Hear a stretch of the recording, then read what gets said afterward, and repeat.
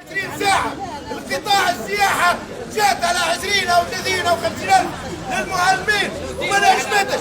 المعلمين ما باش يولوا غنية من هكا، المعلمين باش ملوجين على الثراء. راهي المعلمين والموظفين والتوانسة ياكلوا من ظهور بعضهم، الآخرين فلوسهم البرة، الآخرين فلوسهم غادي في السياحة ياكلوا فيها، الآخرين فلوسهم اللي سرقوها من عندنا نحن، واللي اليوم الدولة تضخ في رسالة البنوك 800 مليار باش تعوض الفلوس القروض اللي خذوها السراق من عندهم، مستعدة انها تدمر كل شيء.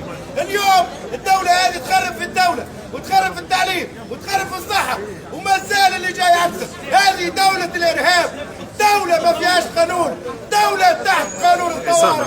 رد بالكم تحصلوا اليوم دور التعليم قدوة، دور البقية والآتي أعظم. ما نجمش نسكتوا، لن يمر قانون المصالحة، لن تمر إرهاب هذه العصابة الحاكمة الفوق، المربع الأمني الجهوي المملوكي اللي حاكم تونس عليه أن يرحل. ما عادش عندنا تفاهم معاه. هذه من سيدي بوزيد نوجهها إليهم. نحن المعلم، نقول المعلم على خاطر نحن المعلم من أول معلم في دولة الاستقلال، في دولة طرد الاستعمار المباشر إلى أولاد أولادنا من المعلمين، هم اللي يتحملوا المسؤولية في تكوين وفي تفهيم الناس.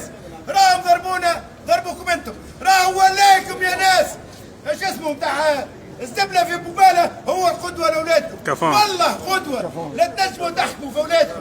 قدوه يعملوا فيكم كل شيء، يدمروا في قيم المجتمع، يدمروا في التعليم. ايش تحبوا اكثر؟